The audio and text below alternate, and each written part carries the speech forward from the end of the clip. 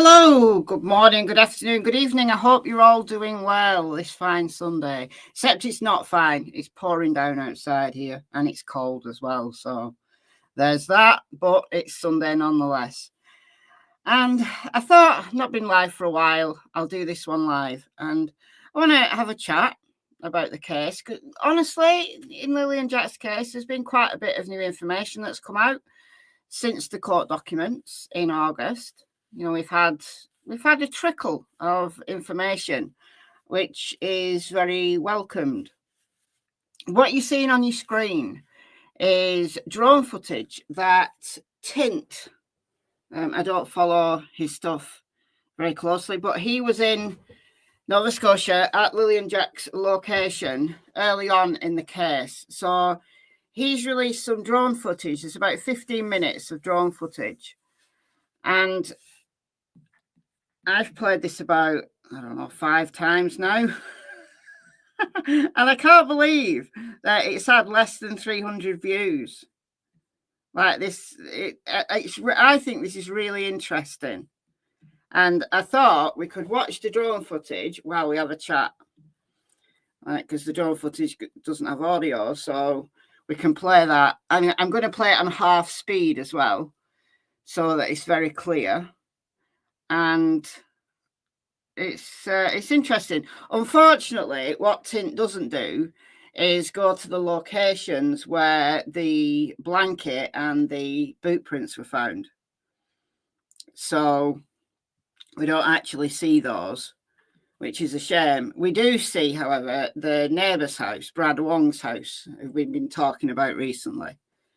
So I thought we could have a chat, see where we're all at. It's a difficult one. I don't think, honestly, my opinion hasn't changed of this case since day one. And that is, I have no idea. I still do not have a theory of what could have happened. I've got lots of potentials of what could have happened, but nearly 6 months. In a few days' time, it will be 6 months. And I still don't feel that anything is ruled out. And that's really unusual for me, not to have a theory, not to be able to argue a theory. Not that I'm particularly embedded in a theory, but I have a preferred theory. I have a number one theory that I'm able to argue. I can't in this case because I can't rule anything out. There's so many suspicious things. I can't rule out anything. I don't like that. I really don't like it. But I want to hear from you and see what you think. But I'm going to say a couple of hellos before we start playing the drone footage. And what Tint has usefully done is showed the map of where the drone actually went. But if you've been following this case really closely, I think you'll recognise some of the locations anyway. It's just unfortunate that we don't see the location where the blanket was found and where the boot prints were found. But those locations have only kind of become clear recently. So this drone footage is from August, and I don't think we'd had that level of conversation about the boot prints or the blanket at that point. Let's see who's in the house here. We've got Angie Baby. Good morning to you. We've got Brenda. We've got Eddie. Who else have we got? Infinite possibilities. Oh, we got a notification. Lucky you. Lucky you. We got Star Child. We got Mimi. Teresa. We got Mia. I don't know how to say that. We got Pincho, who's probably got the longest name in the chat. Not seen you for a while, Pincho. Hope you're well. We got Chris. We got Gigi. We got Christy. Jules. True Crime Snoopy. CW. Good afternoon. Windy weather all winter. Could well be. Could well be. Charlotte. Jenny. Broken Goth Doll. YouTube is still drunk. Is it really? It's behaving for me, so I don't know. Got Jules. It's still doing its old glitches. Oh, it's working okay for me, so touch wood. It continues to be all right. In what way is YouTube drunk?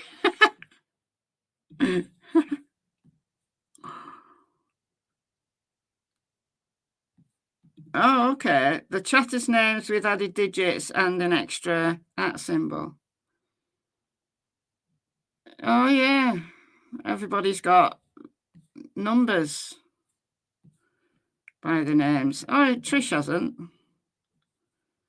Trish hasn't.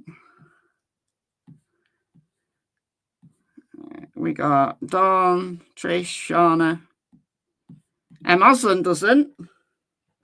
We can go down and look at all the names that don't have numbers by them. Beth doesn't. Mr. G-Man Dan doesn't. All right. We'll play this footage. Before we do, this is where the drone, like I said, he has a map at the beginning where the drone actually flies. He starts off from here, which is just north of Lansdowne Lake, and he flies this area. So neighbour's house here, Lilly and Jack's house here, and then the blanket was found around here, and then the pipeline trail that goes this way, the boot prints were found along here. So as we can now go to Lansdowne Road and go down to street level, we weren't able to do this before. We can actually see where the blanket was found now, because this is brand new, August 2025, and you can actually see the ribbon that law enforcement have put on the tree, and that's where the blanket was found. So we know where the blanket was found, and it's a very walkable trail up there. And one thing that really strikes me about the drone footage is just how walkable those woods are. I'm really surprised by just how many clear spaces and how many clear trails there are, like really obviously well-trodden trails. And you know, we were led to believe, we're still led to believe by some, that those woods are completely inhospitable. You know, some of the searchers were saying that they were really inhospitable. And yes, if you go off the trails, I guess it is. Yeah, it's dense. But it's walkable because there's so many well-trodden trails there.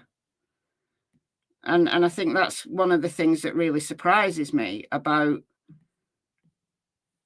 this location. That, yeah, it's very rural, it is dense, but this is the pipeline trail, and you can see it's got a track. And the boot prints were found up here. Now, tint sticks to this side of Lansdowne Road, doesn't go up there. But, okay. Right, I'm going to set this playing on 0.5, so it's slow. There's about 15 minutes of footage, so with it being on 0.5, it's going to take us half an hour. But this is the link. The link's already in the description box. If anybody wants to go and watch it on normal speed or whatever speed you want, feel free. But there's the link if you haven't seen it. And I'm going to keep an eye on the screen, but I am going to be looking at chat and answering if you've got any questions or a theory. Like, what's your theory? Do you have a theory? Do you have a number one theory that you could argue, that you could say, I believe this because? And I could say that about several completely different theories. I could say, I believe this because, like in yesterday's video, if you saw it, and I talked about the evidence for and against Daniel committing a murder or double murder.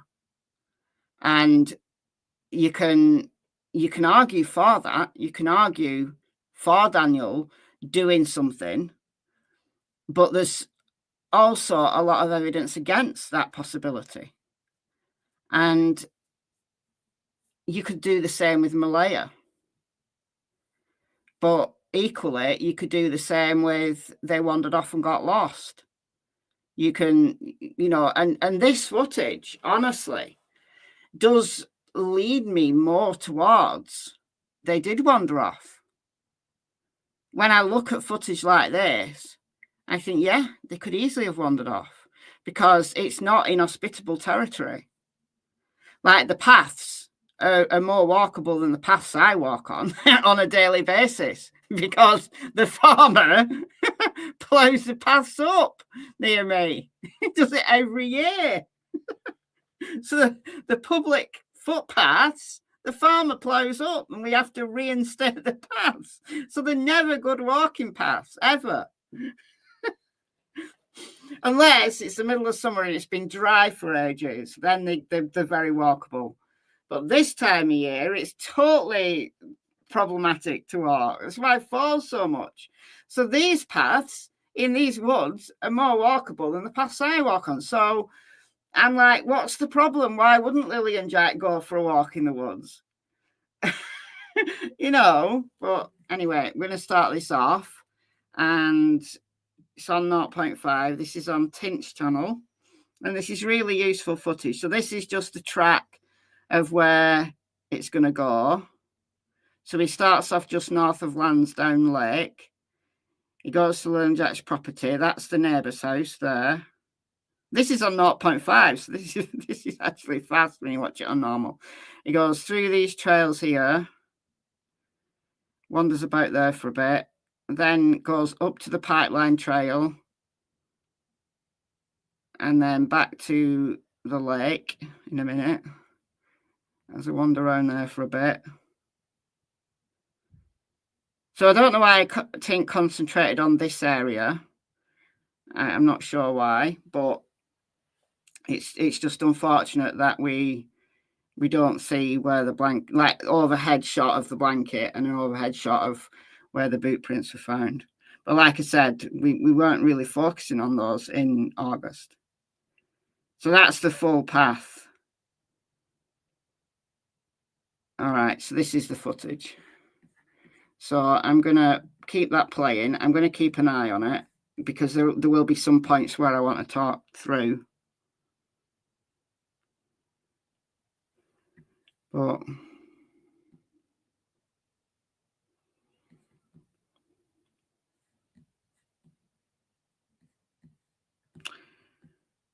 if you've got questions or you want to tell me a theory, I'll just go a bit up in the chat. Just to have a look.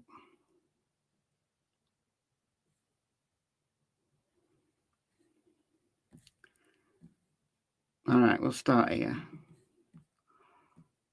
One child was assaulted by the non-biological parent. Both children were murdered by the same person. Okay, so the non-biological parent, you have to mean Daniel. I assume you mean Daniel. Possible. Again, I can't discount it. I absolutely cannot discount. Then again, the RCMP have said there's no evidence of foul play. And both Daniel and Malaya passed polygraphs. And we don't know the questions that were asked, but according to Daniel, it was all about murdering Lilly and Jack. So if that's true, he has passed polygraph questions specifically focused on him murdering Lilly and Jack. So if he did murder them and he was able to pass a polygraph, then okay. But I could think, well, maybe he knows something, but he's passed the polygraph because the questions didn't focus on the thing that he knows. But if we think about Daniel as the murderer, as I said yesterday in my video, if we think about Daniel as the murderer, then he's had to have passed the polygraph with all eyes on him. And I'm sure he was number one suspect initially, like a stepdad. You know, they're always number one suspect. Always. I mean, if you look at this footage here, just how far this woodland goes, but when he actually zooms in, you can see how clear it is, where the trails are.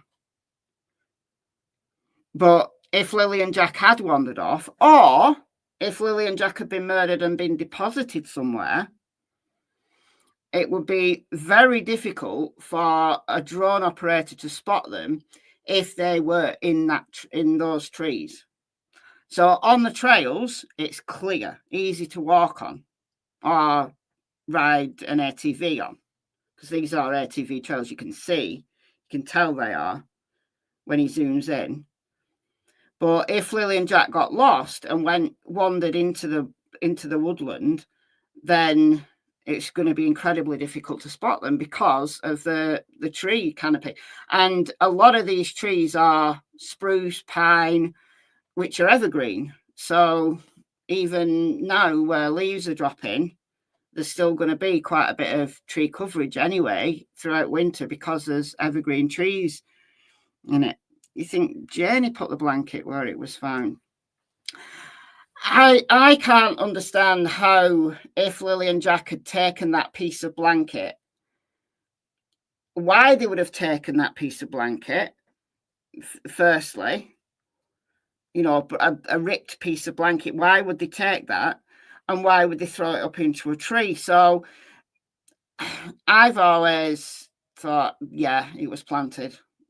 I've thought that's not the kids putting it there, but why? Why would it have been planted? If foul play had not happened, why would somebody have planted the blanket? If Lilly and Jack had just wandered away, why would somebody go and plant a blanket? And, you know, we were all contemplating the possibility that it was Haley or Hayden or somebody from Malaya's family who planted the blanket initially, but I don't know. Daniel and Janie had a lot of time to be able to plant that blanket because both Janie and Daniel did go out, supposedly looking for Lilly and Jack, whilst the cops were there. So there's the property. There's the chickens. You do get a better view of the property later on. Oh, yeah, without a doubt. Without a doubt. If they wandered off back in May, they probably would have died within a day or two, 2 days, 3 days, but because of exposure. Because even though it was May, it was still pretty bad weather. You know, they had a lot of rain during that week. So unless they were able to find shelter, then it would be pretty inhospitable for a 6-year-old and a 4-year-old to survive. I think they would have got cold and died. So this is Brad Wong's house. If anybody saw the live streams that came out last night, overnight my time, so It's a Crime and Shame, Charmaine and DT all showed a little clip that Brad Wong had sent Sonny from It's a Crime and Shame of his property at night. So you can see his house at night, and in the background you can see lights from the road. So when Brad Wong said to the cops that he saw what he thought was Daniel's vehicle going backwards and forwards on Gaylord Road, and I don't know how he could have known it was Daniel because he just saw lights. And yes, you can see the lights of vehicles from his property, and you will be able to tell what direction those lights were coming from. So it would be wrong of him to say that it was Daniel, because he couldn't see who was driving, couldn't even see what type of vehicle it was. But you can see lights because Brad Wong's property, it's not even obvious on this footage, but Brad Wong's property is 5 meters higher, which is about 16 feet higher than Daniel's property, or the road that passes Daniel's property. So yeah, you will see lights through the trees. But without a doubt, if they did wander off, they died in the woods.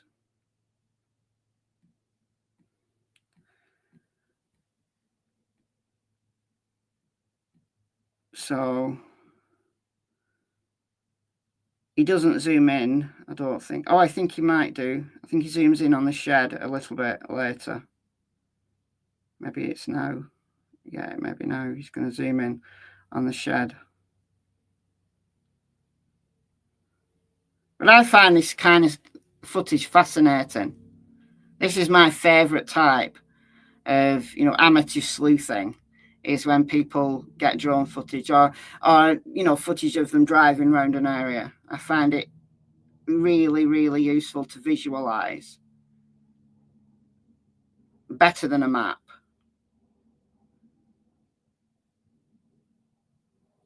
Way better than a map.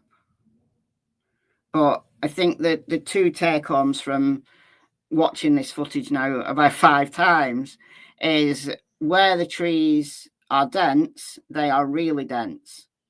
There's no way that a drone operator would be able to spot 2 children under those trees. No way, Jose. Or a helicopter operator, or anybody from the air, you wouldn't be able to see them because the tree canopy is too thick. They'd have to be on a trail. But the other thing that really jumps out to me is just how many trails there are through these woods and how well trodden they are. People clearly use them. I mean, look, there's all these open areas and there's trails. So absolutely Lilly and Jack could have wandered off.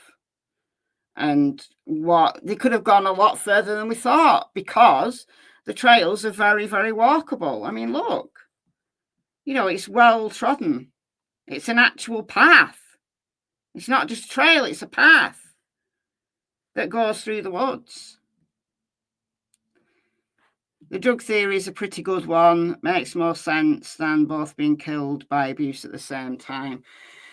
Yeah, I could see that. I could easily see that as one possible scenario.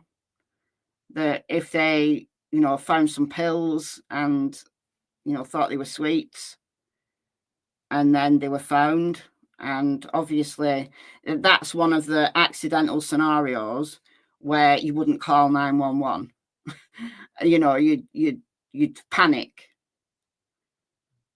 If you're a decent human being, of course you'd call 911. You'd take the rap for it. You'd admit that you'd left some drugs or medication or something. I mean, it doesn't even have to be illegal drugs. It could be, prescribed medication. And you'd have to admit that you weren't watching your kids and they ate these pills and they were now dying or dead.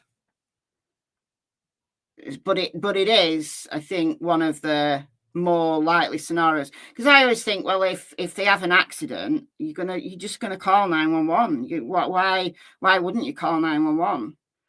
But an accidental overdose, maybe you would panic enough to talk yourself out of calling 911. I mean, that's one of the scenarios that has been talked about in Summer Wells' case, since the beginning. That she got into drugs. She found something and thought it was sweets. No idea what happened to these kids, but it's the reason why I'm here. Well, you're not going to get any answers from me, because I have no idea either. I have absolutely no idea. I don't think they were abducted by a stranger. I think that's one thing that is in this location, with it being so rural, with there being virtually no vehicles pass by, you know, relative to if you lived in a town or a city, you'd have to be incredibly unlucky to get abducted by a stranger in this location.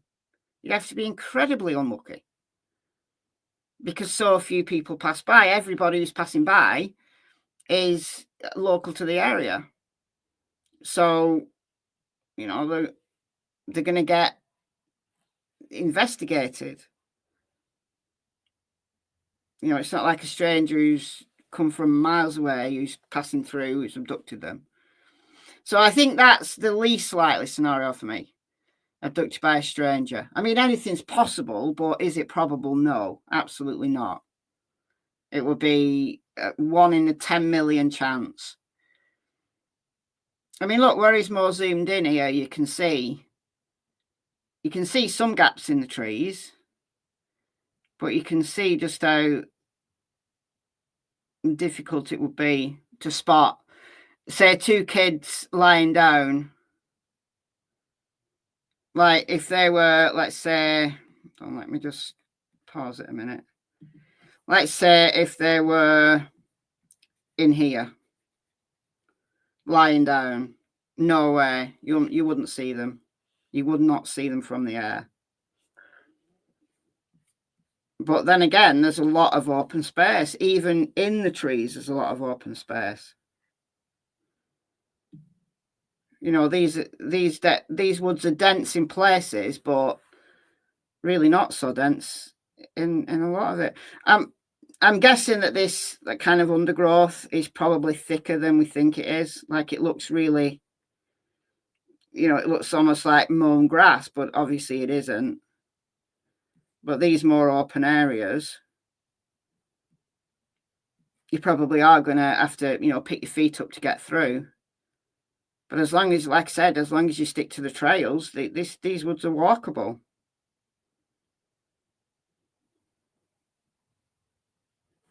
They really are. Now this is a pipeline here.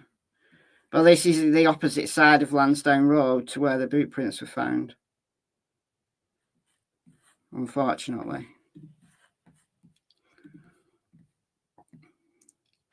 Think the kids were purposefully taken away.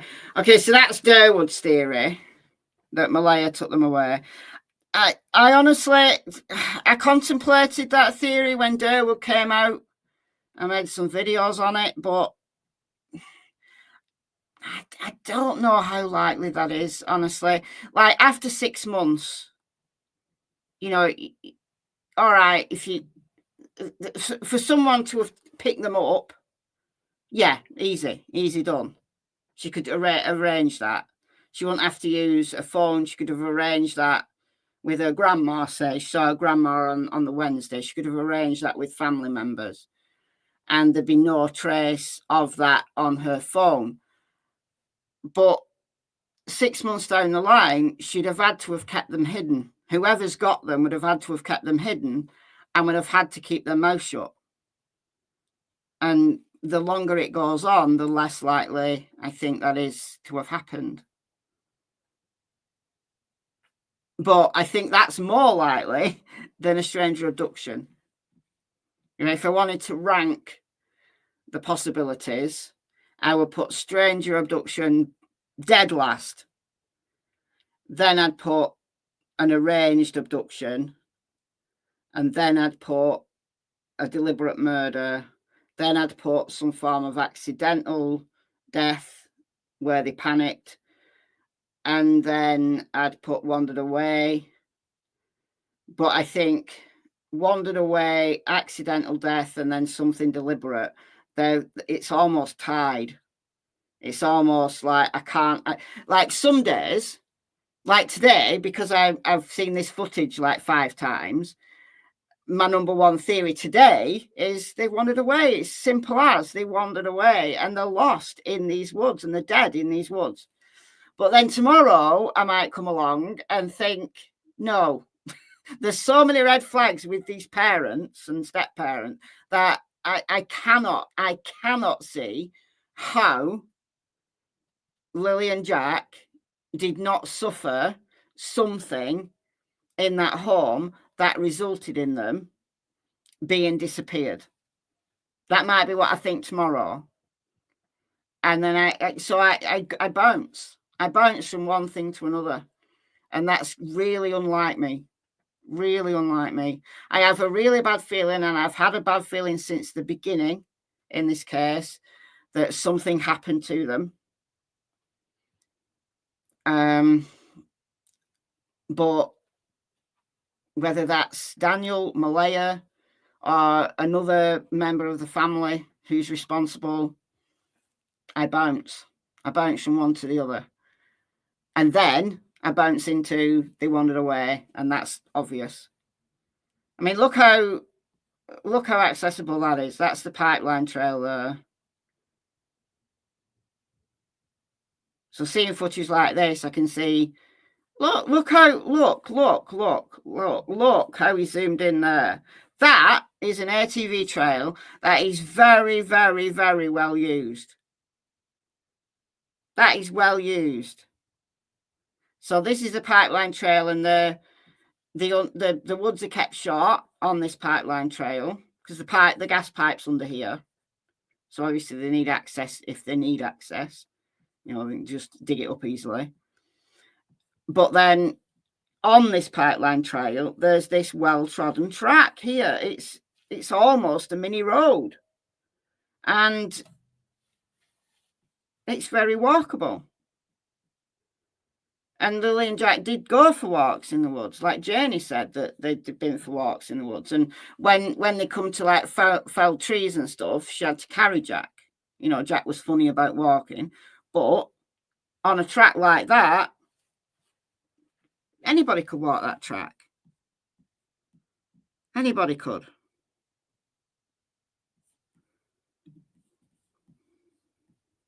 Well, when I say anybody, not literally anybody, but most people could walk that track.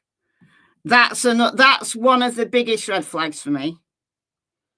Like, against Malaya, is why did she leave? How could she leave? Like, within like a day of them going missing. How could you leave? But that's a red flag against Malaya, but it's also potentially a red flag against Daniel. That Malaya's completely innocent, but because of Daniel's behaviour, she overrode her desire to look for her kids to be able to get away with Meadow. So it's a red flag against Malaya, but also, in a different way, it's a red flag against Daniel as well. So that's very problematic. It's very problematic.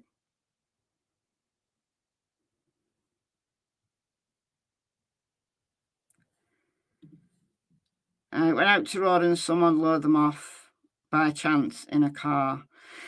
You see, that's really low down on my list because of just how rural it is. And I think in this footage, we see one car. Now, bear in mind, this is only 15 minutes of footage, and he's not focused on Gairloch Road the whole time. But when he does zoom onto Gairloch Road, which is the main road going through this area, there's no cars. You know, you get a car every so often. So they'd have to be incredibly unlucky. Now, is it possible? Yes, it is, because monsters live everywhere. There's monsters everywhere. Could they have been lured? Yes, because they were very trusting kids, very friendly kids. So it's not like they're going to run away and scream and, you know, kick and, you know, if someone offered them something, offered them sweets or, you know, talk to them nicely, they'd probably get in and go with them.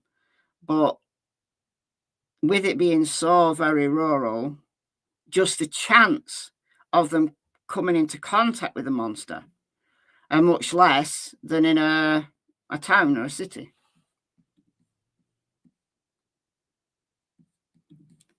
Maybe drugs even made them run away. What do you mean? Like they took drugs and then got all hyper? Yeah, I hadn't looked at it like that, but yeah, possibly. If that's what you mean, absolutely. If they wandered off, why didn't Malaya stay and search for them? That's the $6 million question, isn't it? And again, it's problematic. It's really problematic. But if you look at it from a DV type scenario, let's say, that there was a lot of conflict and friction and violence and control, she took that opportunity to go because she knew how much worse it was going to get. That's the only thing I can... Or she's responsible and she knows the kids aren't coming back and she took that opportunity to leave. So you can look at it two ways. But yeah, I think that's the thing that's the most problematic against the family is the fact that Malaya left. There might be a very understandable reason why, but it's still a problem.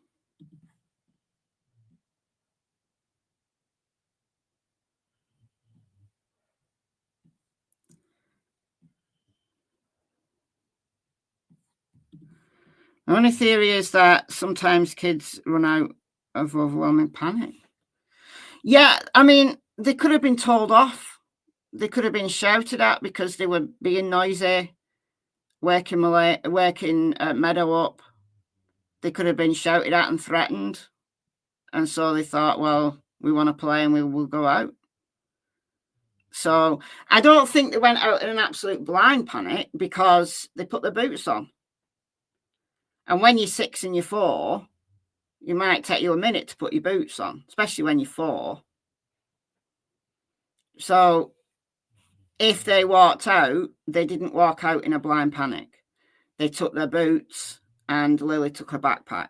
So it feels more to me like if they wandered away, they were going out to play, that Lily took a backpack. And I want to know if Lily is a Dora the Explorer fan, because Dora the Explorer always takes her backpack. When she's going exploring, she takes her backpack. So the fact that Lily's favourite toy is the backpack, it makes sense if, let's say, they were shouted at, they were told to be quiet, they were told to go back to bed, and they didn't want to. So then they decide to go out, and Lily decides to play a game of Dora the Explorer and takes her backpack.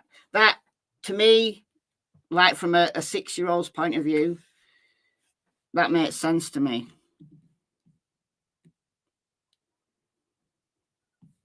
Yeah, I think Belinda is the only really genuine person that I would say I don't think she's got a hidden agenda. I don't think she's lying in any way. I don't think she's exaggerating in any way. And I think she's just very genuinely devastated, broken. And of course, she's been shut out of Lily and Jack's lives for 2 years.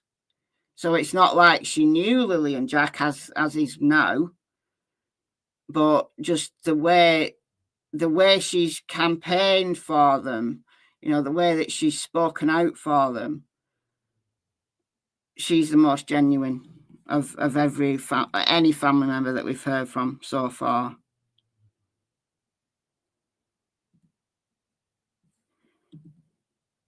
So that's another one for Darewood's theory. I'm not saying it's completely implausible. I'm not saying it's completely implausible, but the longer it goes on, I think the more likely it is for, if the kids were hidden somewhere, for them to be found out, for somebody to find out about them. Because remember, there's a hefty reward now. So there is an incentive if somebody does know where Lily and Jack are. If Lily and Jack are being held somewhere, kept somewhere, that's obviously best case scenario because it means they're alive. I'd rather think of them in that way than think of them lying dead in these woods. 2 little bodies dying in these woods, and it's horrible. Or them being murdered, that's even worse. But I'd rather think of them as being hidden somewhere and, you know, enjoying their life, even if they're being carefully guarded. And, you know, but how is that going to work as they get older? You know, the more time goes on, the more likely they are to be found out.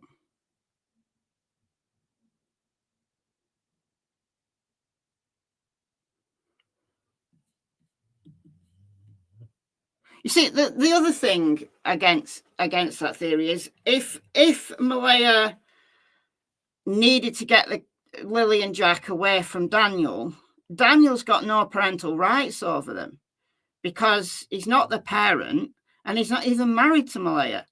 So why would she need to, like, if there was violence, if there's the one and only car we see in this entire footage, if Malaya was scared for Lilly and Jack's safety and for her own safety, why wouldn't she just go with them? Like, if she arranged for someone to pick them up, why wouldn't she just go with them? Why wouldn't she just go take them in her own car? She got a car. You know, unless Daniel's hiding the keys, why wouldn't she just take them in the middle of the night? Why wouldn't she just get up and take them in the middle of the night? Why would there have to be this, you know, you go now and then I'll come later kind of scenario? I don't really know how that would benefit her. You know, you're more likely to get caught doing it that way. Then again, I guess maybe you would arrange something like that if you weren't thinking logically. I don't think so. I don't think so. This is the thing that people do not appreciate.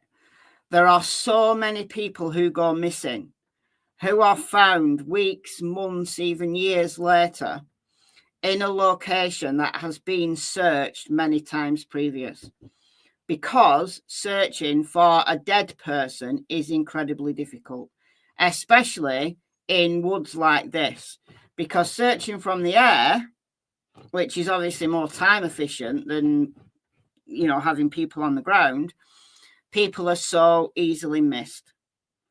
And then because somebody can be lying dead under trees and they're just not spotted, they're just not seen. And then if you are searching on the ground, you know, you could go left and the person be 100 yards to your right and you would never know. You would never know.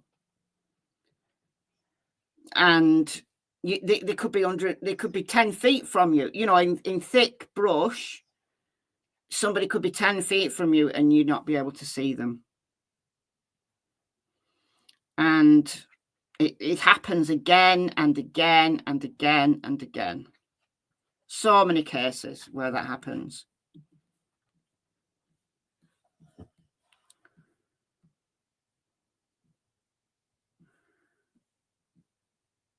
Yeah, all over the place. Yeah, I think that summarizes my point of view.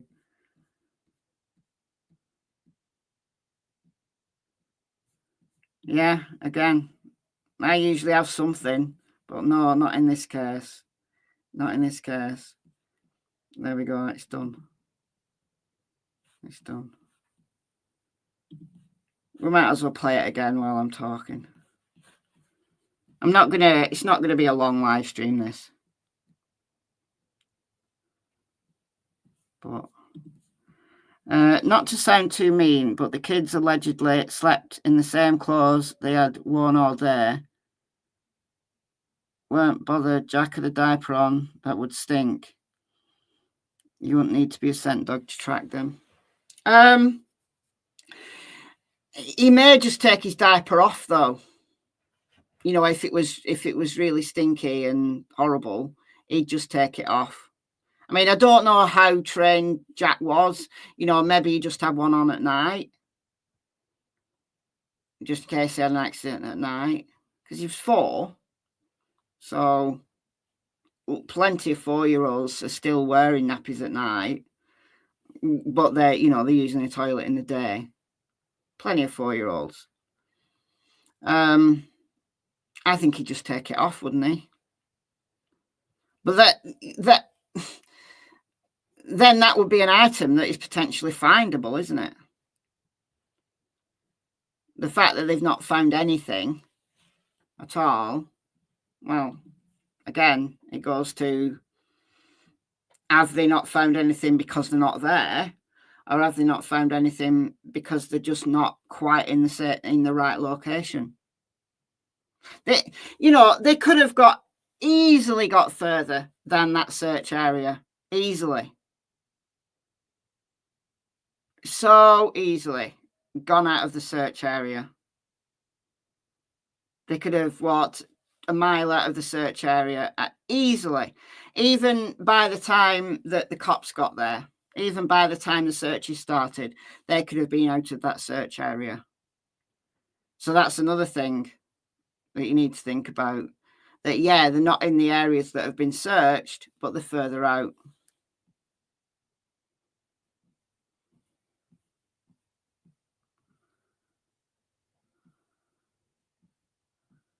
I think the kids tried to walk to school.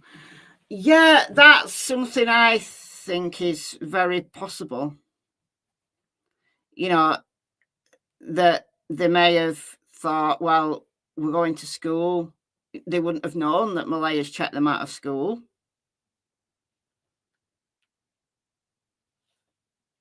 Because she did that at 6:17 and 6:18 a.m. Well, unless she told Lilly and Jack that they weren't going to school that day and they remembered that, then they would just assume they were going to school. And that might be why Lilly was keep coming into the room, like going, is it time for school? We don't know why Lilly was coming in the room. I think she's probably coming in the room because she wanted something to eat, but easily they could have decided to go and wait for the bus. The bus didn't come, so they decided to walk. And they went the right way, like going up Lansdowne Road. It's in the right direction to the school. But we have to consider, I think that's a likely scenario.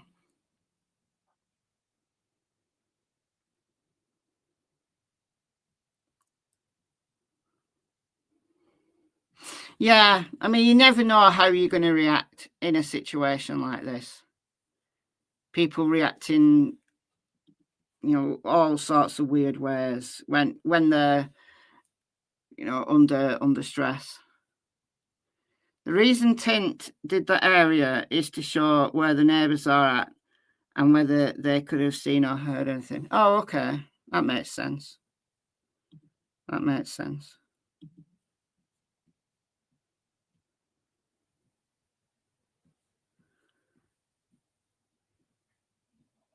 I'm like half an hour late.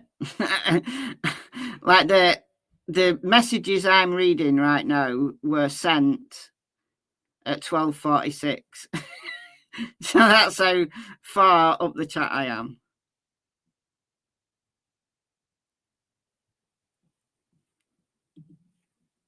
If the RCMP think Lilly and Jack wandered off earlier than first expected, they should have started looking where they left off.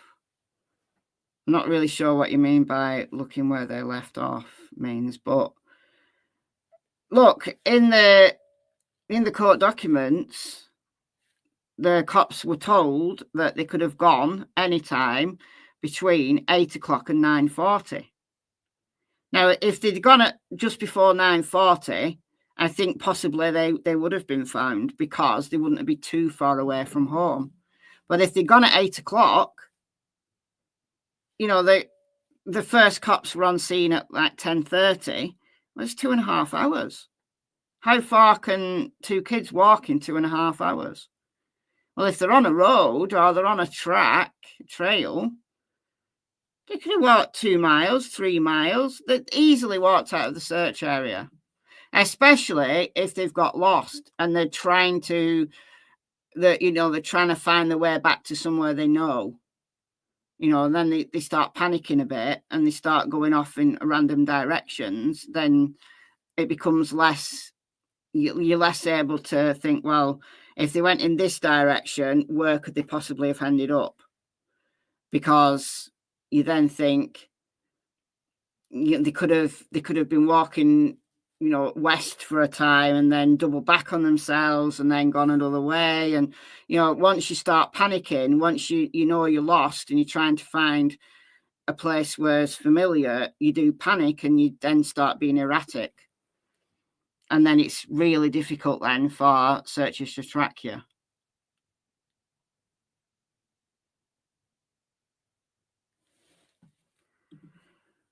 Docs don't say he passed. They say he answered 4 questions truthfully, but we don't know how many questions there were or what they asked. No, we do. Well, hold on.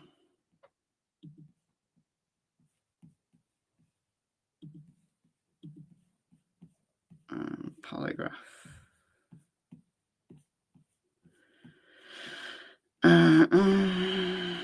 Polygraph comes after this.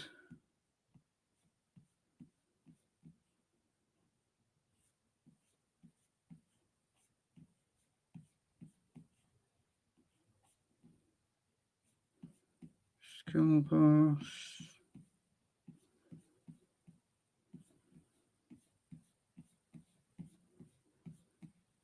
Why don't I just search it? I always forget that I can do a search.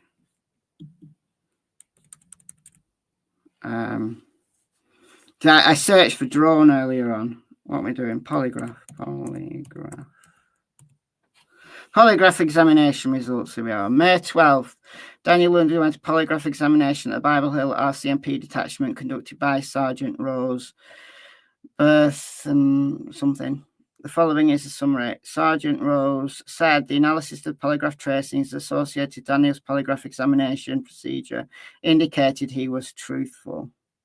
Yeah, but we've then got the rest of the sentence redacted. So truthful, it could say truthful and deemed passed, or it could say truthful and inconclusive on one question. We don't know.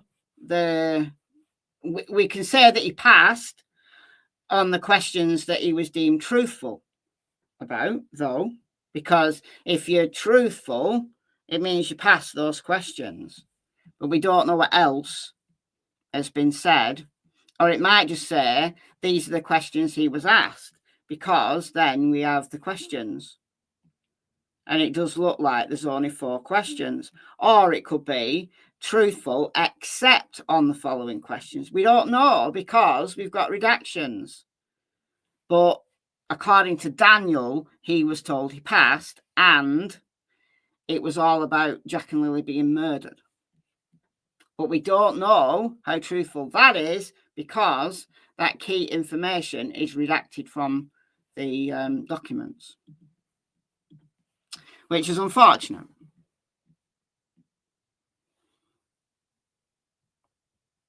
Yeah. I mean, no investigation's ever perfect. There's always going to be something that, you know, you can look in hindsight and say, I wish they'd done that. I wish they'd done that. But yeah.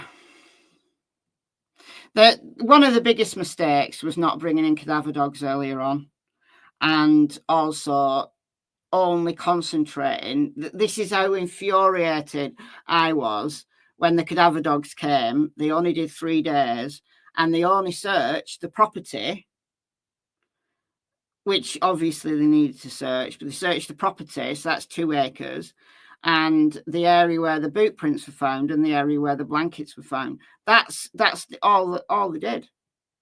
And that's plenty, as in that would take 3 days to do thoroughly. But why concentrate on just those areas? Because if they truly believe that Lily and Jack are in the woods somewhere, well, they could be anywhere. They could be anywhere. Yeah, the black eyes really bother me. And the fact Daniel admitted to Lily having a black eye on the Wednesday is the reason, I believe, why they were kept off school. Because they know that the school has contacted CPS previously when Jack had black eyes.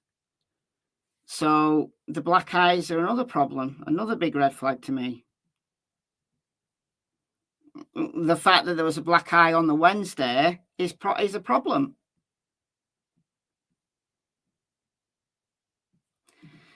How many murderers have passed polygraphs but have been found guilty? I don't know that there's an actual figure for that. What we do know is polygraphs are around 80% accurate. It's easier to fail a polygraph when you're actually not guilty but you fail. That's more likely than passing a polygraph if you're guilty. The reason why some people fail polygraph when they're completely innocent is because they're stressed for other reasons.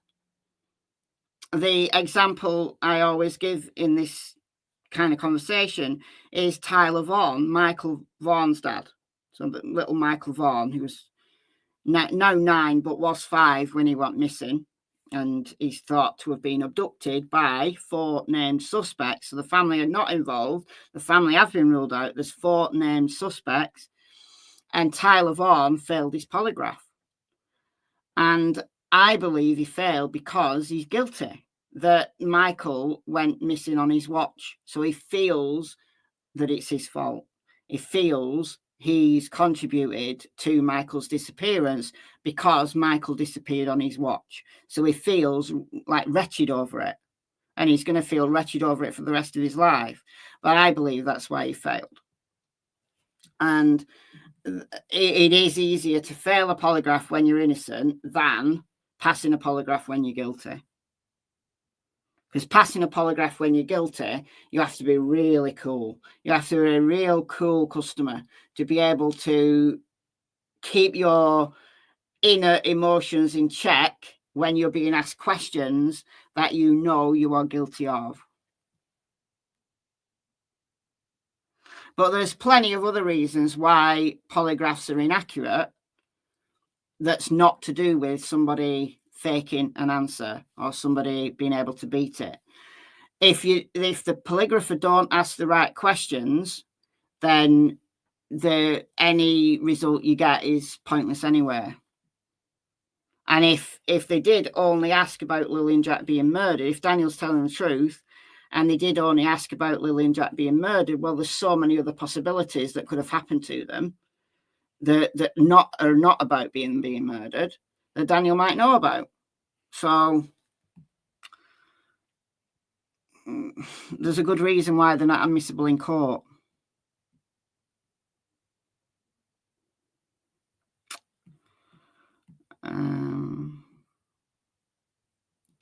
Daniel and Janie both resented Malaya's attention on the baby, which I find is strange because, you know, Meadow was Daniel's biological child. So why would he feel bad about Malaya favouring his child? You know, it's weird. But I know what you mean. I do know what you mean. Because that's what Daniel has said in text messages to people. He said that once Meadow was born, she only had eyes for Meadow. She only wanted to be with Meadow, and he had to deal with Lilly and Jack. So yeah, that might create resentment because she's got his child that she wants to look after, and then he's left looking after these 2 children that are not his, who've got problematic behaviours, you know, in his mind. So yeah, I can see it. I know what you mean. I can see it.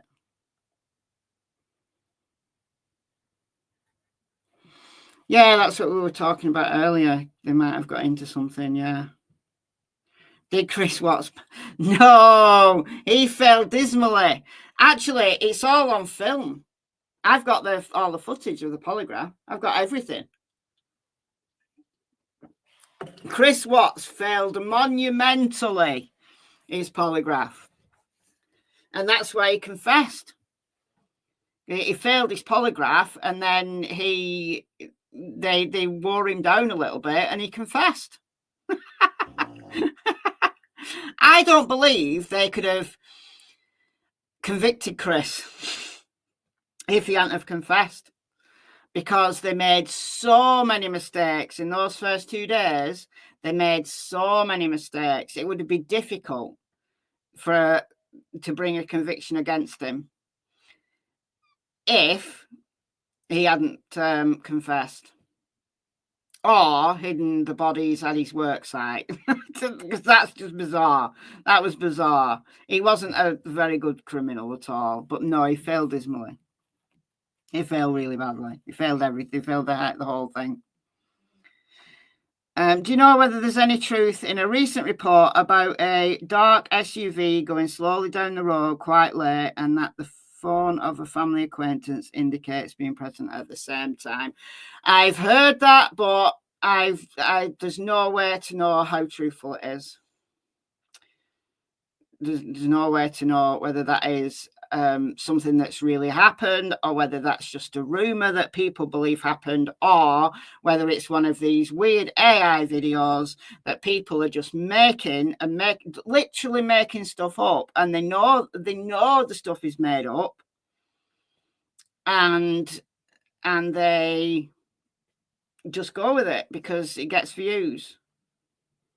So no, but I don't believe it. I don't believe it until there's actual evidence to suggest that it's true. I don't believe anything, honestly, unless there's something else that backs it up.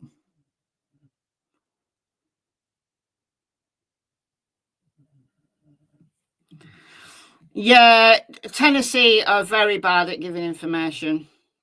It's infuriating. It's infuriating.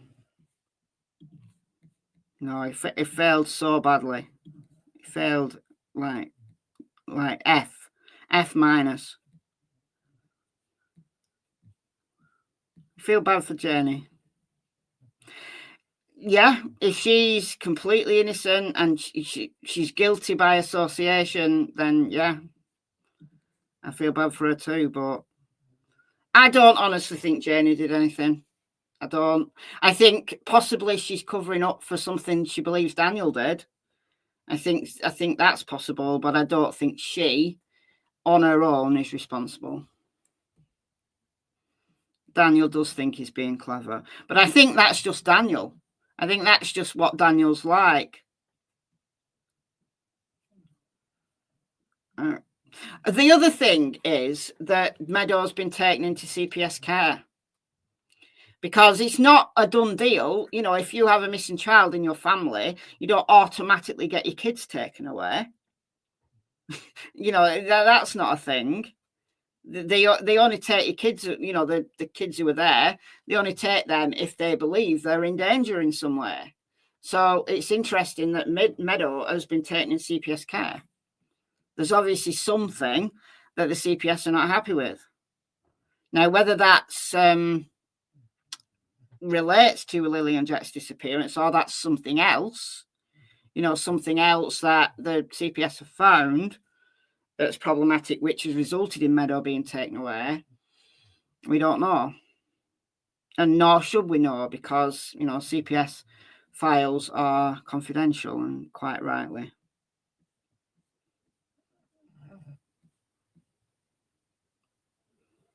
Could it be used as a landmark?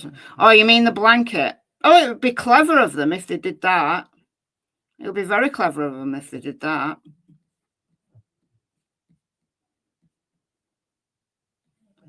It's only 2 degrees. 2 degrees. I assume you mean 2 degrees C.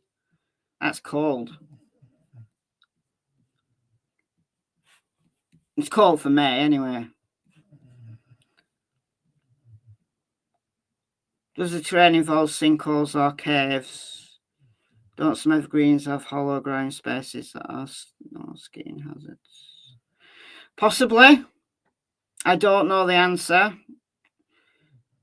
Sinkholes I don't know the answer. Is it an old mining area? If it's a mining area, then sinkholes are very possible. Like we get lots of sinkholes here in the UK because of it's been excessively coal mined. Well, some areas have been excessively coal mined. Like we have houses that subside and all sorts of things that happen. I don't know about caves.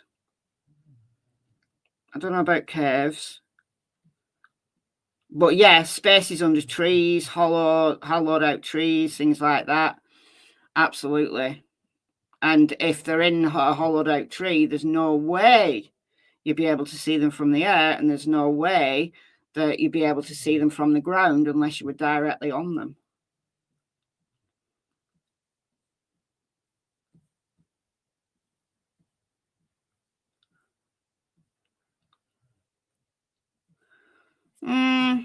Yeah. Sebastian Rogers, though, is different. Like the Sebastian Rogers, there was no ongoing CPS case with them, with the family. And Chris is allowed to see his daughter. So there's they've got no reason to believe that his daughter is in danger by staying with Chris and Katie. That's the difference between Jack and Lily's case and Sebastian's case. That Katie and Chris aren't deemed to be a danger to other children. Whereas in Jack and Lily's case, Meadow has been taken. In the Summer Wells case, the boys, Summer's three brothers, were taken. Maybe for other reasons than Meadow. I think it's to do with drugs in Summer's case, in Summer's brother's case. But, yeah. Please check you're still subscribed. Please do. Please do. Please subscribe. If you're watching this and you're not subscribed, then please do so. I'm trying to get to 100,000 subscribers by the end of this year. And please subscribe if you're not subscribed. It will be very, very helpful. Then I get my silver play button plaque.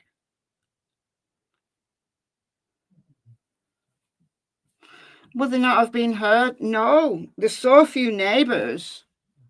If they'd got 2 miles away or 3 miles away by nightfall, they could be literally in the middle of nowhere. Literally in the middle of nowhere. So who's to hear them? Who would hear them? Don't believe they were lying. They may have been mistaken. I think they're probably more likely mistaken than out and out lying. I think Brad Wong, in saying that it was Daniel, I think may have influenced Justin. Like the fact that they talked together. I think Brad might have influenced Justin. But are they lying or are they mistaken? And look, it's difficult, isn't it, to say, oh, yeah, it was definitely that night, that one night that I heard a vehicle at 1:30 a.m. Because it could have been the night before that they heard a vehicle at 1:30 or the night after that they heard a vehicle at 1:30. So unless there's a particular reason why you would remember that night upon, more than any other, then it would be very easy to be mistaken.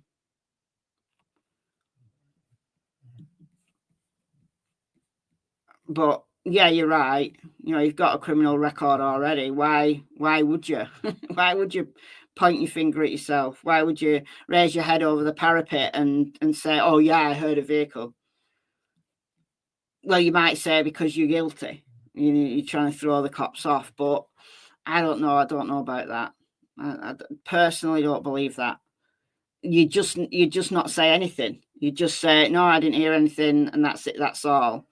You wouldn't say, oh, yeah, I heard something, because then that's more attention onto you, isn't it? You just say, no, I didn't hear anything. Even if you did, you say, no, I didn't hear anything. Looking for surveillance cameras. I'd love to know where the surveillance cameras are.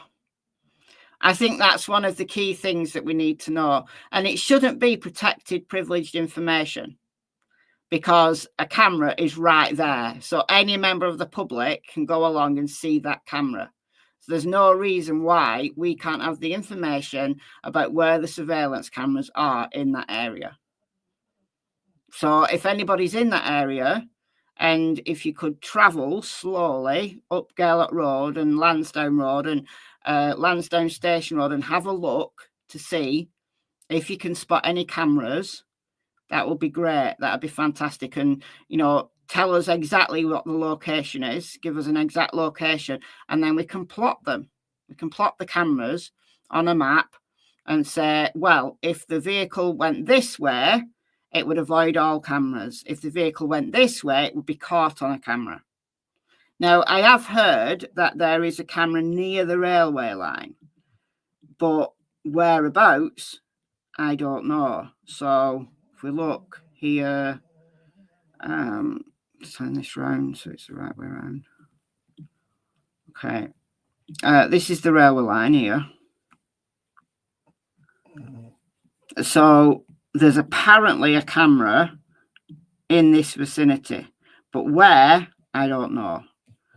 And if it's past this intersection here, it's absolutely possible, if the first camera, the closest camera to Lilly and Jack's house, so Lilly and Jack's house is here, if the camera's here, maybe at this house, then it will be absolutely possible for a vehicle to come out of Lilly and Jack's and go up Lansdowne Road and not be caught on a camera.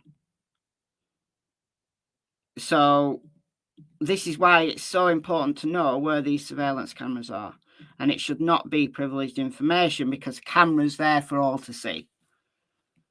So let's just have a look at this house here.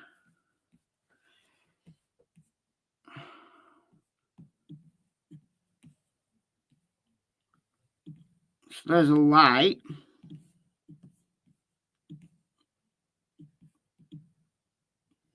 So they just look like lights to me.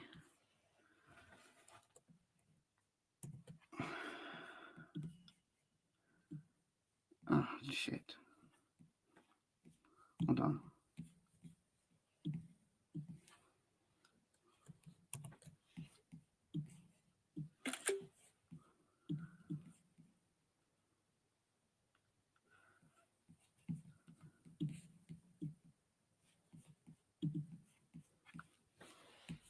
Yeah, that's a light, isn't it? It's not a camera.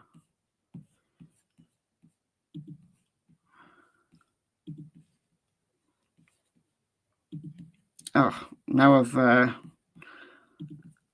I've managed to unshare myself by getting rid of that.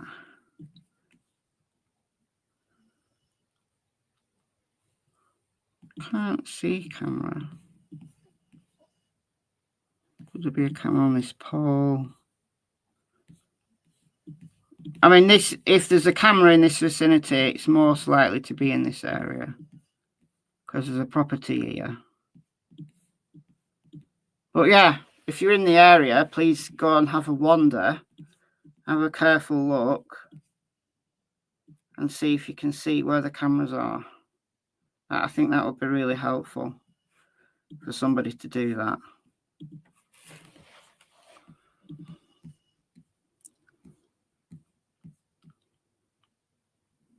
What would have been the point of planting the blanket?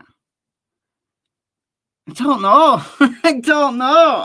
I guess to make searches go in a certain direction, like make searches go in the wrong direction, and that worked. If that was why, if it was planted and it was to make searches go in the wrong direction, it absolutely worked, because searchers have even taken the cadaver dogs to that location and just focused on that location. Absolutely worked, if that was the plan.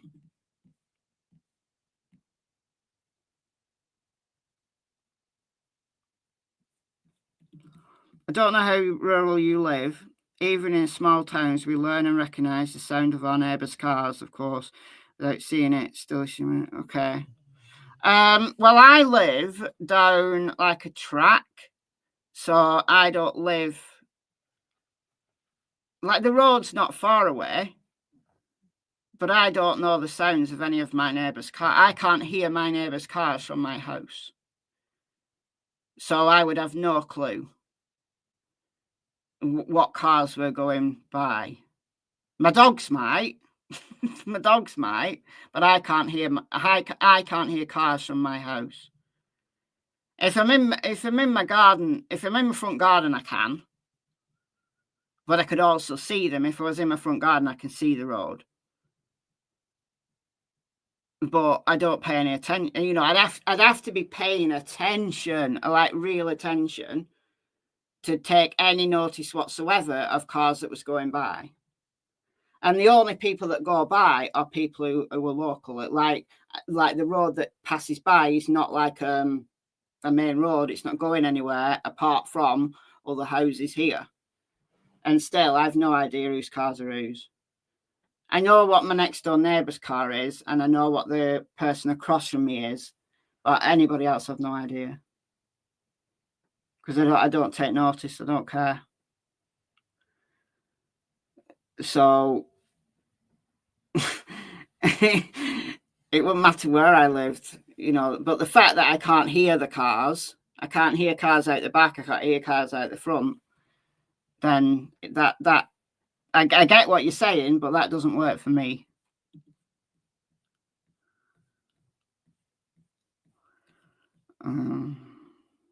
Know the sound of your neighbour's vehicles.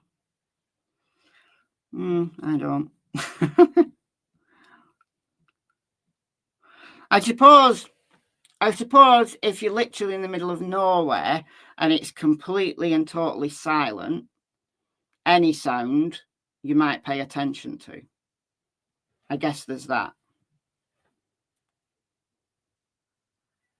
Then again, it's pretty quiet around here, and I still don't pay attention. Unless I can hear somebody arguing, and then I do. And I'm not a curtain twitcher. I make myself known. Like, I'm not shy about going standing outside and listening. I'm not going to twitch my curtains. I'm going to actually physically go outside. Like it was last weekend, there was a couple arguing. So they're round the backs to me, because there's a track round the back, and then they're across from that. And they were arguing. It was such a funny argument as well. From what I could make out, he kept slamming the back door. Right, and apparently he'd been out since 8:30 a.m., which was wrong. This is like mid-afternoon. So she was arguing that he'd been out all day. She's done something. I kept hearing a screwdriver being mentioned.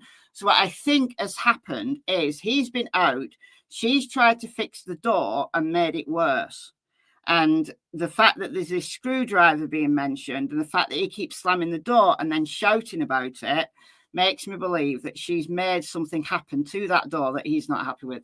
It was absolutely hilarious. Anyway, they then went inside. So what I did was I walked around the corner and walked right past their house, just in case I could hear them arguing from inside. And I couldn't, so obviously they'd stop.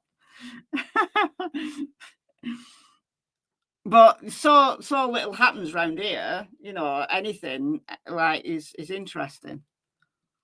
Except neighbours' cars, which I don't care about. Or if an aeroplane goes over really low, you know, it's usually some military type thing if it does. But I think, oh, there's an aircraft crashing. Let's go out and see the crash. Yeah, I just think that. It's because I've watched Air Crash Investigation for many years.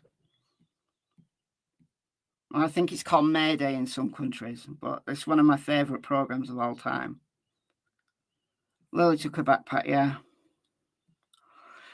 I think either it's because she wanted to go to school, or it's because she's a fan of Dora the Explorer. And it's all like the whole show is about the backpack. And the map, there's a map in the backpack. And the songs about the backpack, the songs about the map. If she's a fan, if she's the right age as well for Dora the Explorer.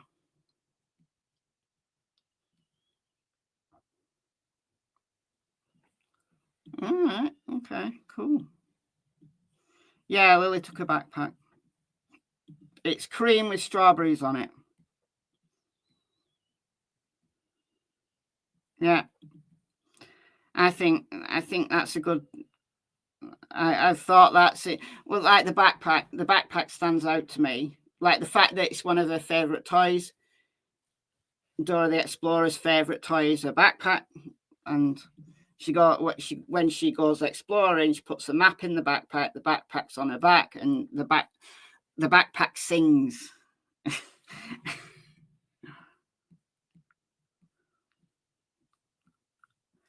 Yeah, I think that's another issue. I think that's another issue in relation to Malaya and Daniel being innocent. Like the fact that they're now estranged, and they've been estranged for this long.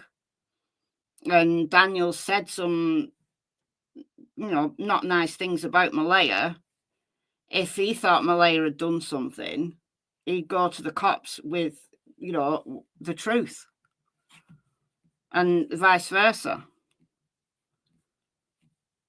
So it's just really confusing.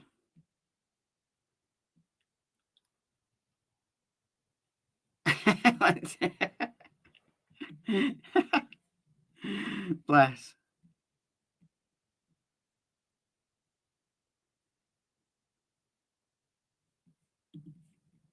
No, I don't think Earl's involved. I honestly don't think Earl's involved.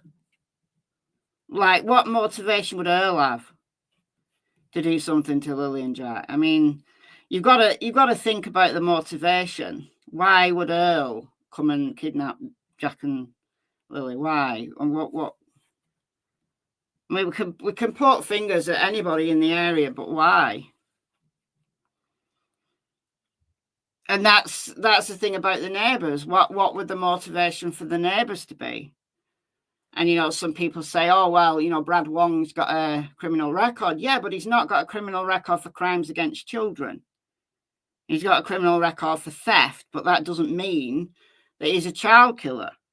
If there was a neighbour that had, as an RSO, had crimes against children on their record, then yeah, everybody put the finger at that person.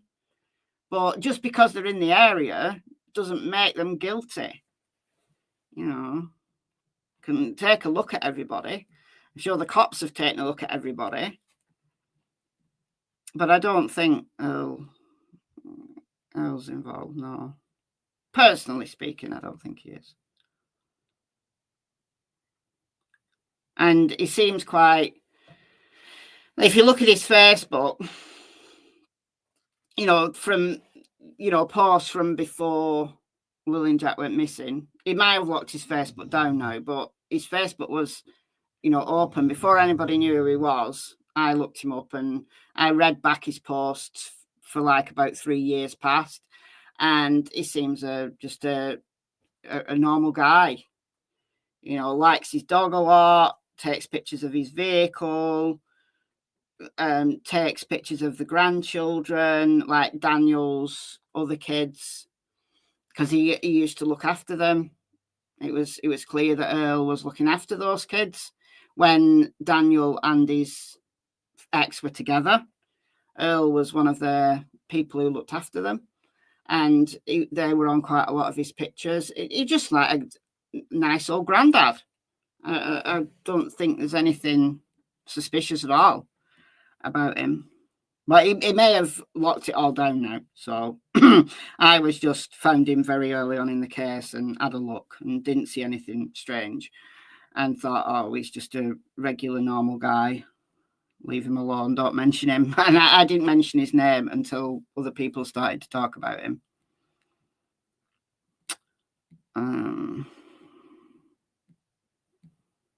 That is a problem. Why all the lies? If they just walked away, why the lie? Like, why has there been Daniel coming out with this Daniel is his own worst enemy. If Daniel is completely innocent, he's done a very good job of making himself look guilty. Do the trees over there lose their leaves? Some of them do, some of them don't. So a lot of the trees that you see in those woods are evergreen because they're spruce or pine. So they're evergreen, but like your regular trees, like oak trees and whatever, they're deciduous, so they'll lose their leaves.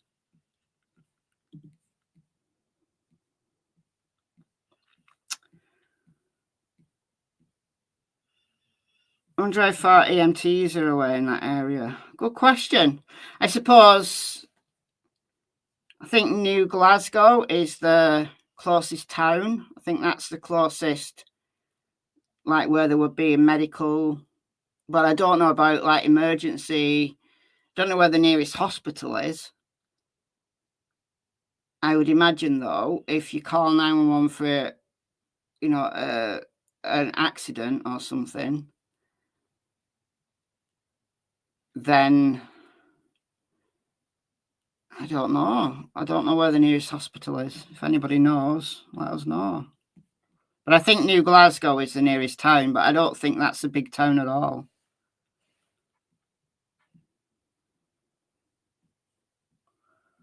All right, I'm going to do another 5 minutes and then I'm going to go because I did say this wasn't going to be a long live.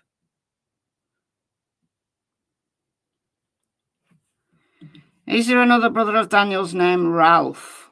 Oh, I hadn't heard of a Ralph, so I don't know the answer to that. How about the mill that Daniel works at? Any chance the kids may be there? No, zero chance. Because Daniel only worked there 1 day a week.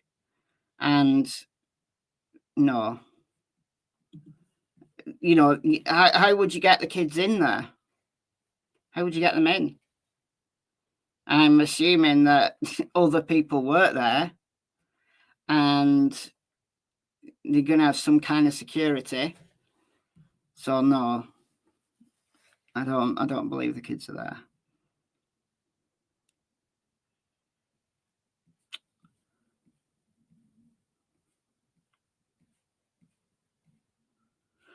Oh yeah, Athena Strand.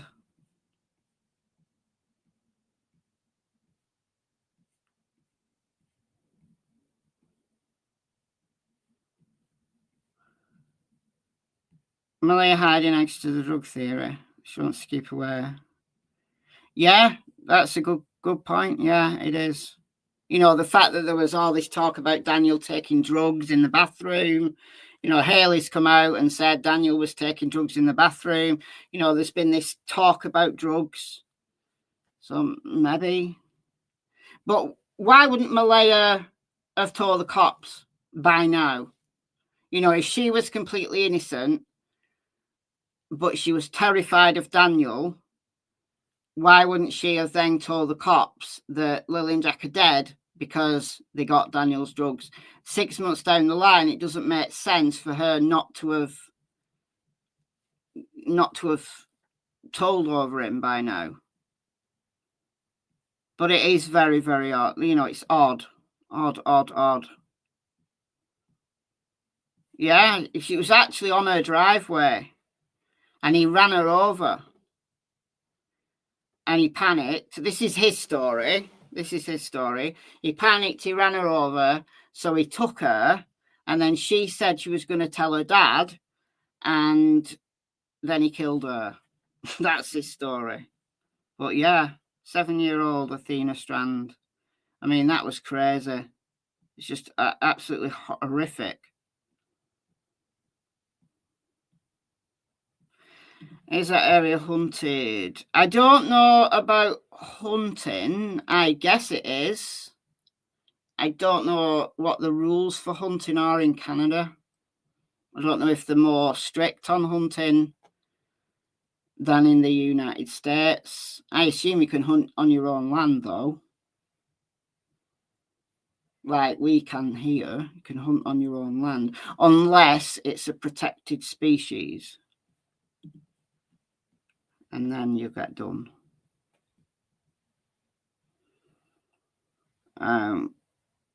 Where are the industrial furnaces in that? I have no idea. I have no idea.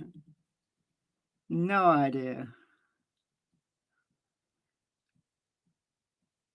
If there is an older train that stops around there at any time, then starts up again. An older train. I do not know. I think that it is a used line.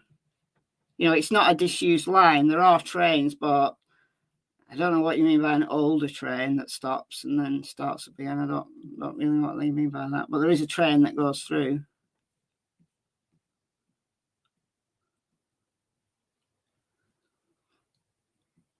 No, I don't think they're on the reservation, no. I think they're no more likely to be on the reservation than they are to be anywhere else. Because wherever they were, whether they were on the reservation or whether they weren't, they were, you know, somewhere in someone's house, it's just as easy for someone to spot them by accident and then tell. I don't think the entire reservation would lie just from a layer. That's just not how the world works. It's really not how the world works.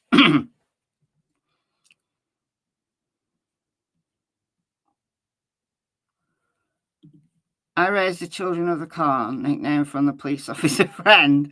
They got mad at me and took off between 5:30 and 6 a.m. walking from my dad's house. Oh my. I hope you found them okay. That's mad. I used to do crazy stuff. I used to go out at night and my mother didn't know. Even when I was, maybe not when I was 6. Maybe when I was like 7 or 8, I used to go into the woods. My mother didn't know. She thought I was at my friend's house and I was in the woods.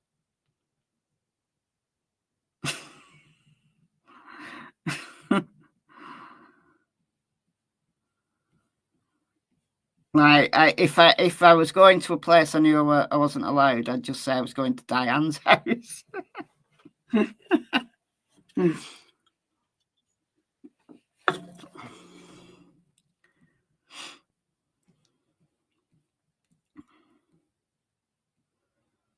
Yeah, it doesn't, like, it makes sense initially, and then you think, well, why? And why? How long do you plan to hide them? You know, what do you plan to do? Can we see the area the fire burnt? No, not on this. Doesn't look like there's any burnt areas on this footage.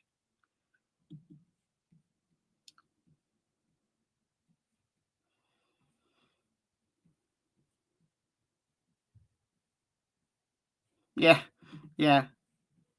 You're just as likely to get the gossips or people who are concerned, like they see maybe kids out, you know, looking out of a window. They're just as likely to report, you know, if they believe that Lilly and Jack as anywhere else. So even if they were on the reserve, well, somebody would have said, somebody would have seen them surely by now. The only way you could be very confident that they'd never be found is if you went to a really remote, like, cabin, you know, 20 miles away from the nearest shop, and you have to trek for, you know, 3 days to get there. And that's the only way you could be confident that no one would find them. And it might happen in the movies, but it doesn't happen very often in real life. It does happen. It has happened, but it's not very often. It's you know, a handful of cases that you can think. You know, think about Elizabeth Smart. You know, she got found after, I think it was 9 months. Was it 6 months or 9 months?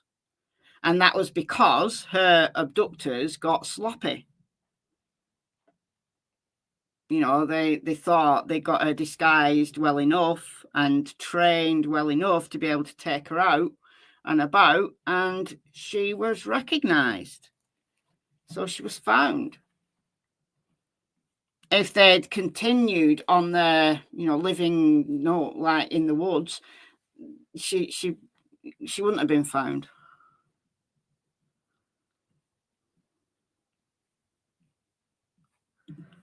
I hope they're alive and well somewhere hidden, but it doesn't seem likely. Was Malaya away from Daniel enough to make any plans in person? If she arranged it by phone, will the police find that?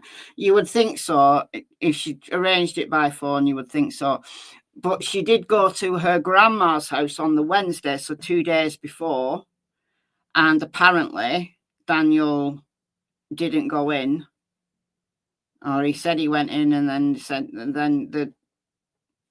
Let me just look at... I don't know whether I'd find it in the documents. I think it's in Malaya's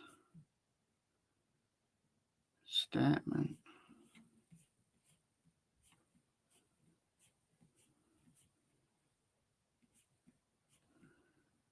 So that's Daniel. That's about Friday, Thursday. Daniel got things wrong.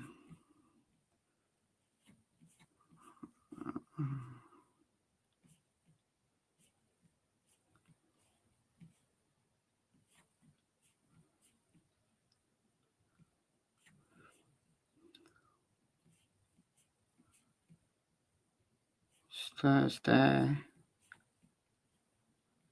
So that's Janie. So Malaya starts here. So Thursday, Friday. There is some information about Wednesday, though.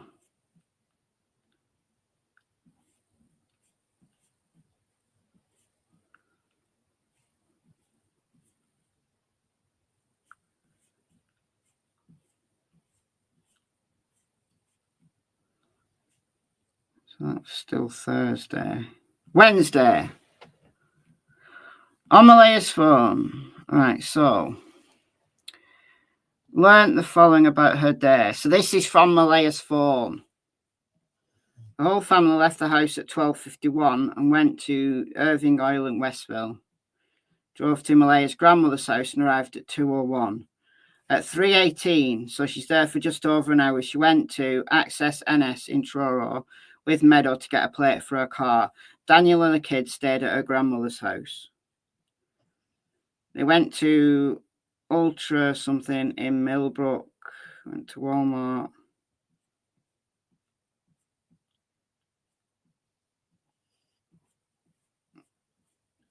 I'm sure it says somewhere that Daniel waited in the car. Maybe Daniel said that. But yeah, basically, if she wanted to arrange something in person, she could have done it on Wednesday. I just don't think it's very likely, honestly. Yeah, Daniel, it is Daniel. In all scenarios, Daniel is involved, and he's made himself feel guilty. He's made himself feel guilty, even if he's completely innocent.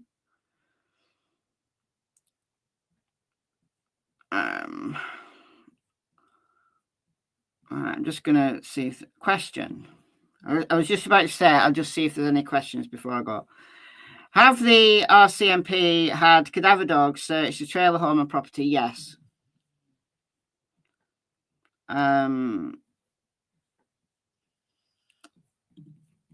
This case can give many theories, but will we ever know the real answer? Don't know. Good question. Good question.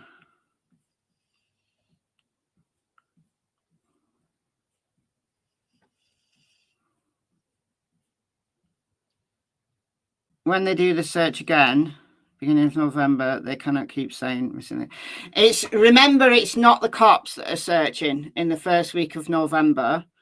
It's a volunteer search group. So for those who don't know what I'm talking about, I do have the flyer, I think, from them that they put online. Here it is. Hold on 1 second. No, I don't want to leave. Nearly kicked me out of StreamYard then.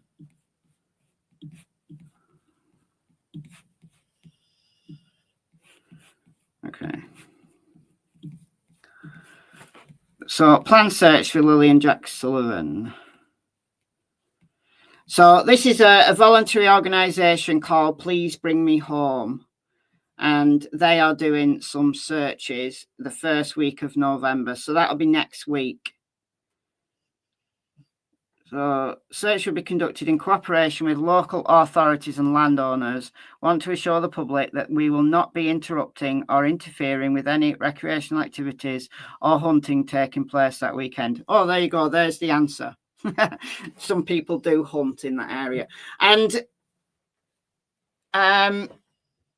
hunters actually often find dead bodies.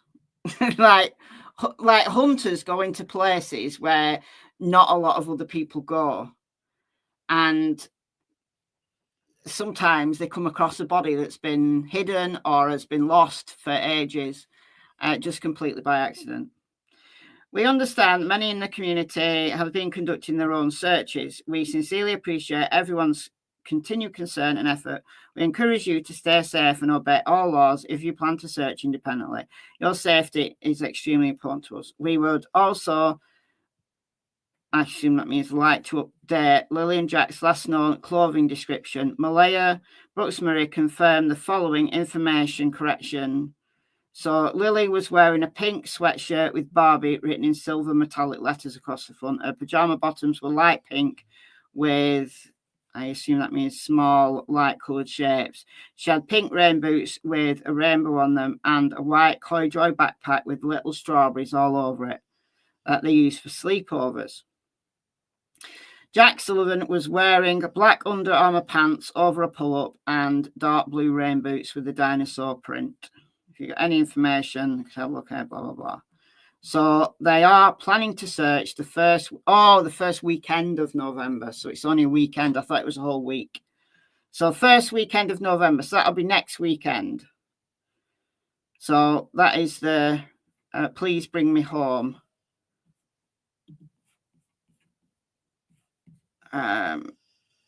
voluntary organisation.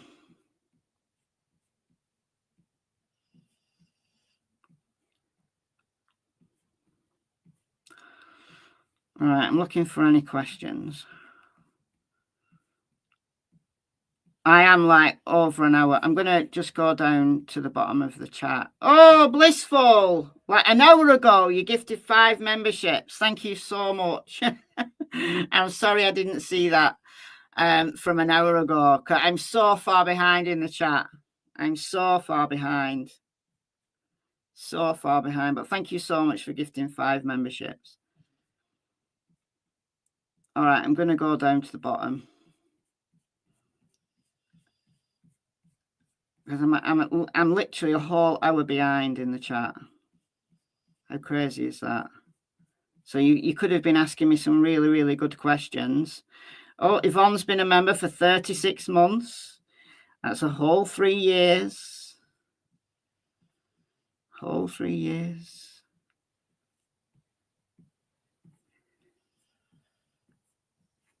Curious as to why bus surveillance section was. I don't know. I think they like there's whole sections in this report that you think, why? What on earth? Why is that redacted? But I don't know. I just don't know.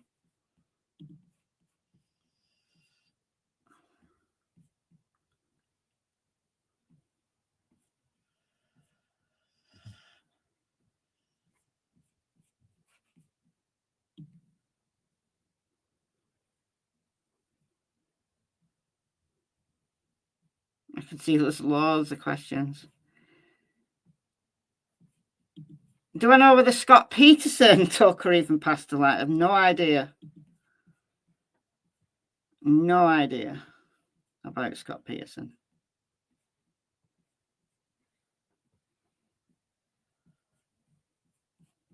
Does anybody know if Scott Peterson passed the lie detector? Oh, Scott Peterson refused to take one. There you go. I don't think I'd agree to take one either, honestly.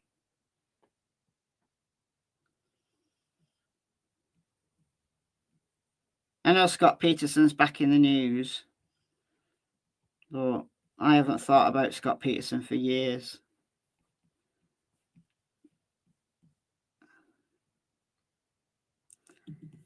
Does anybody know if Daniel went through rehab? I don't know the answer to that.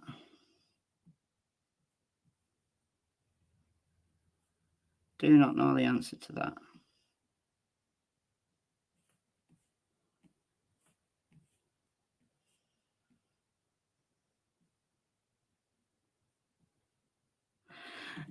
Listen, I hope he gets a new trial. Honestly. I personally think he did it. But I'd like to see a full trial to see all the evidence. You know, bring it all up. Years ago, what is it? 2002, was it? Lacey Peterson? I think it was 2002. Or was it 2003? It's a long time ago. But then again, it's a long time to sit in prison if you're innocent.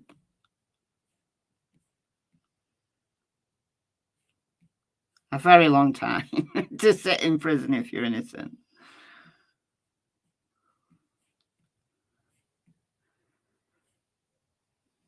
But honestly, I think he did it. They will bring dogs back if there's new information. Yeah, they did say that. They did. They did say that. If Jack took his pull-up off, he would have to take his trousers and boots off. Not necessarily, because you can just rip them. You know, if it was really wet and soggy, you could just rip it off.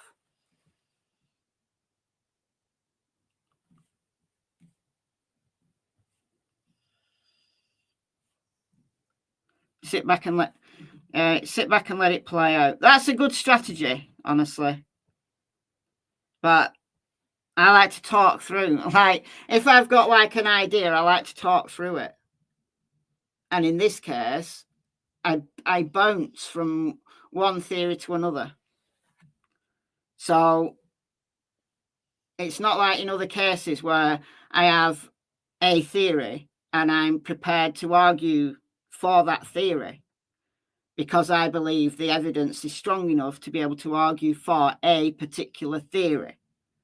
Now, if new evidence comes along that refutes my theory, I'm not wedded to it. I will change my mind on a dime if new information comes along.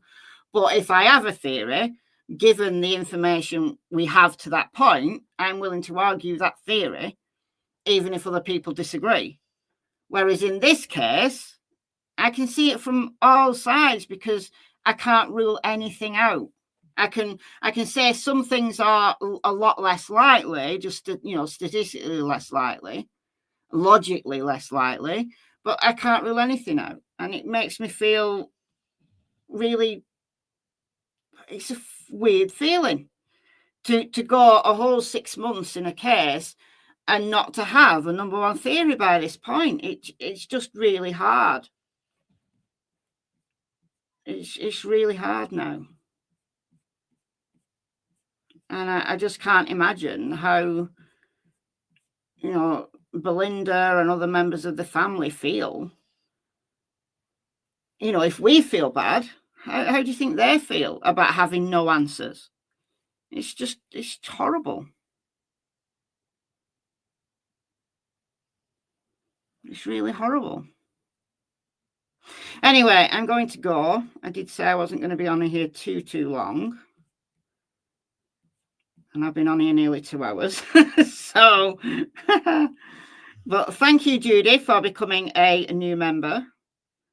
And then you got Blissful, who gifted the 5. So if you got one of those 5, then please do go and check out the members area. There's a bunch of stuff in there now. And then we got Yvonne with the 36 months. So thank you all for joining me. Thank you all for just being a little bit of a sounding board, just a little bit of a, a lighter, more, I don't know. It was nice to go through the drone footage, watch that a few times. It's interesting. I wonder if Tint's got other drone footage that he's going to put up. I don't know. It's interesting, though. Anybody else in the area who's got footage that could put it online? It's really useful to see it, to see it in, especially when it's like zoomed in and you get a real feel for it, beyond just a regular map. It's really useful, I find. So anyway, thanks for joining me. Thanks as always to the mods, and yeah, enjoy the rest of your day. I'm going to go and see what the puppy's up to. She's been very quiet for the last 2 hours, which probably means that she's racked my entire room downstairs. No, she's been really quiet. I think she's been asleep. So she may need a wee now and a poo. So I'm going to go. All right. Bye, guys. See you soon.